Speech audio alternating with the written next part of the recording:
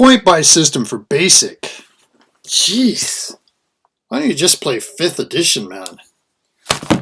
Well, there's a few different reasons. Look, I like playing 5e. I love D&D Beyond for, especially as a player, to keep track of everything. Lets me know all my player can do, what the pluses are.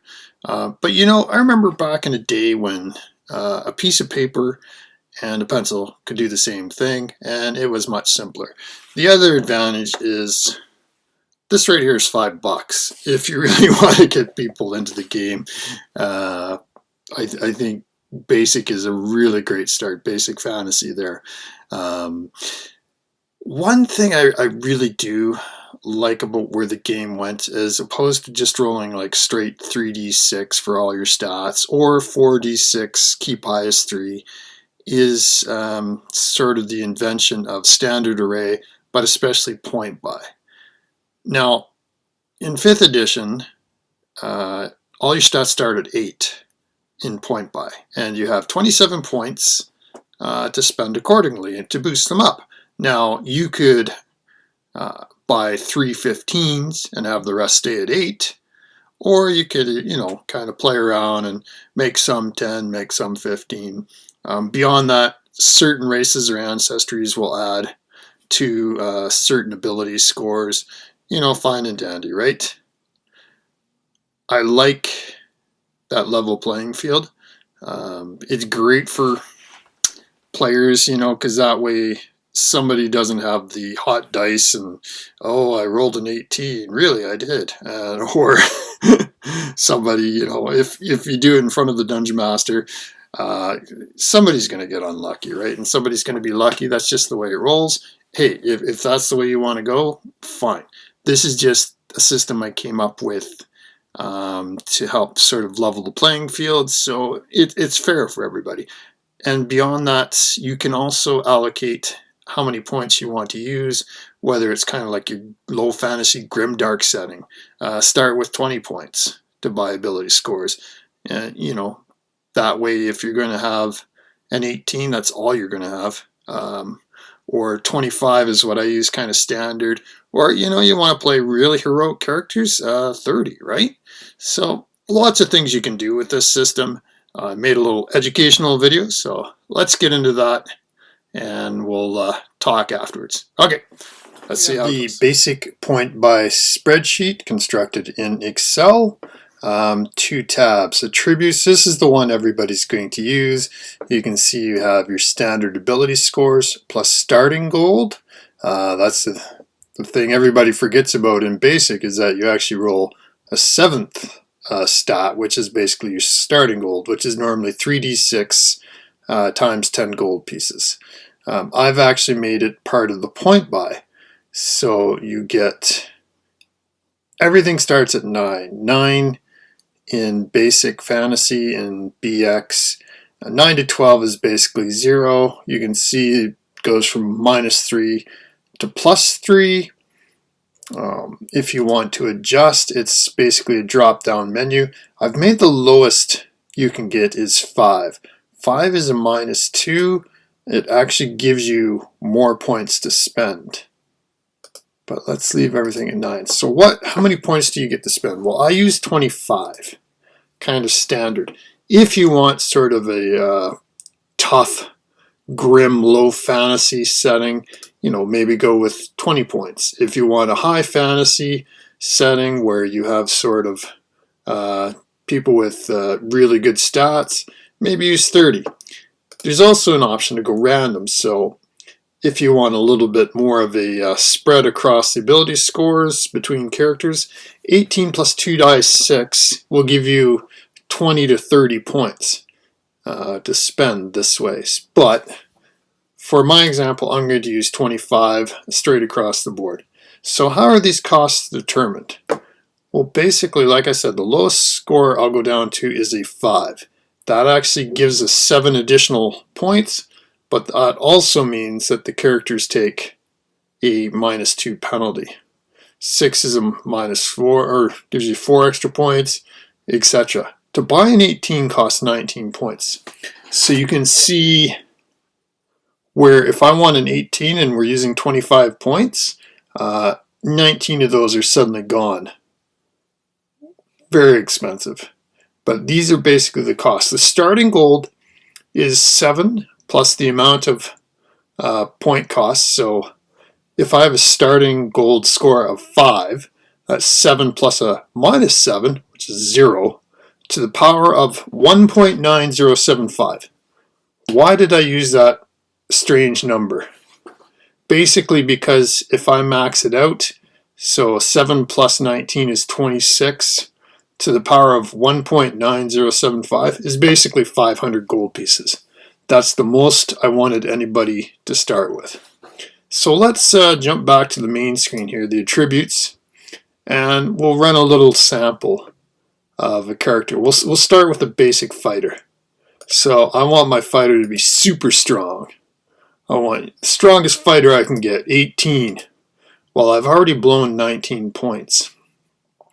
It would also be nice if I could get maybe, studded leather, a long sword, that's 40 gold right there. But maybe a short bow too. So I need 65 plus a little bit for arrows, which means I gotta jump that up a little bit. So you can see at 12, because of the logarithmic nature, it really jumps. If I use an 11, I can just afford some weapons and then have a gold piece left over. I don't know how I'm going to feed my poor fighter, but that's the way it would go. What you can do is use dump stats here. So if I drop my poor fighter down to, let's say, a 6 for intelligence, well, suddenly I've got additional points. So maybe I bump up dexterity. Can I go to 13? Yes. How about for con? So as you can see, like, it's really difficult. I'm at 25. So he's not very bright.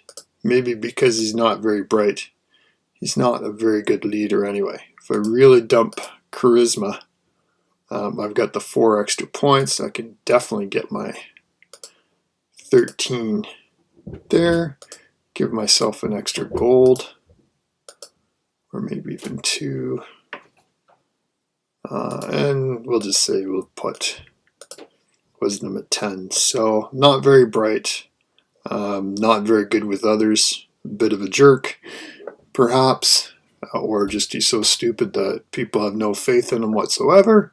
But he's got enough to buy some weapons, and he's incredibly strong. So there you go, basic fighter type.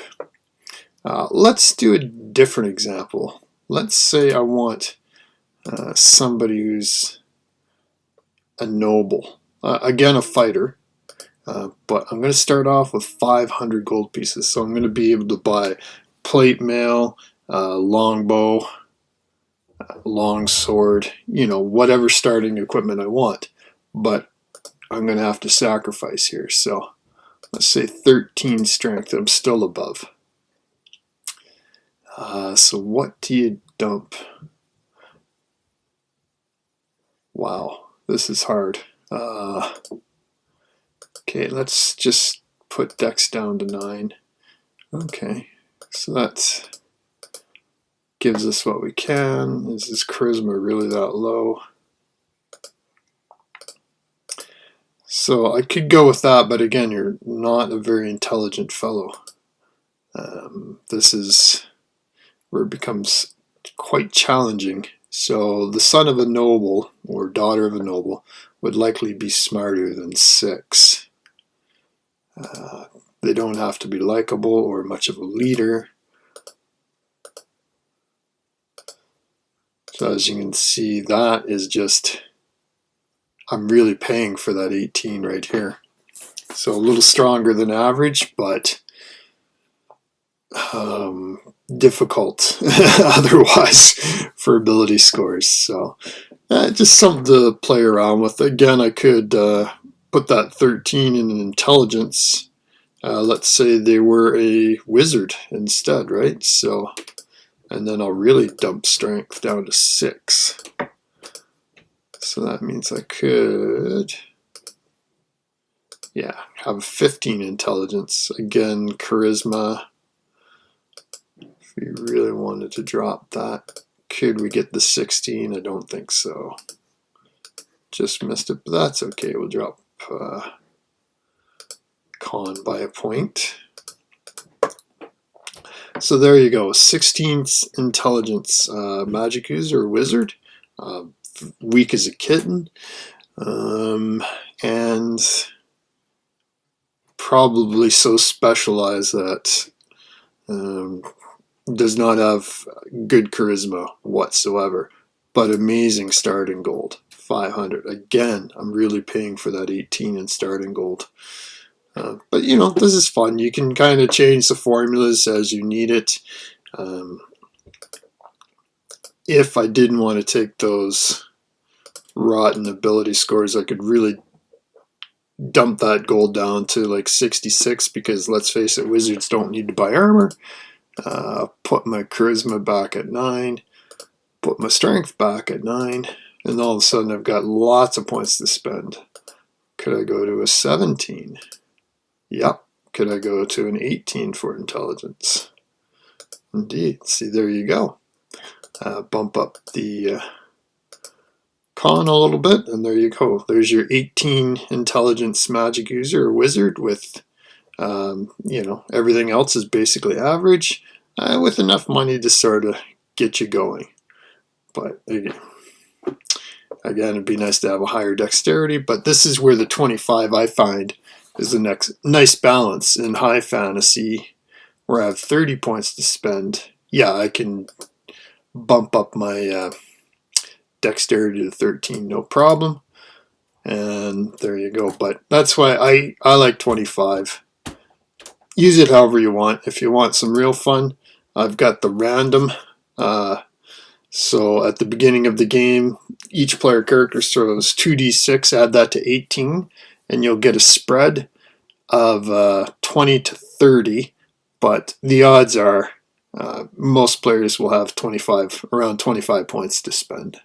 So kind of the same, but it adds that little extra element of chance to your game.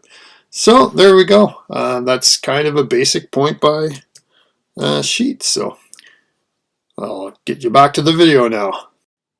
Hey, welcome back, and in case you haven't realized it yet, the link for the my spreadsheet on Google Docs is down below. You know, check it out. You can use it there and see how you like it. And yeah, I'm kind of excited to use it for my players, see what they think, and we'll go from there, and I'll let you know. Well, thanks for checking it out again, everybody, and we'll talk to you next time. Okay, bye-bye.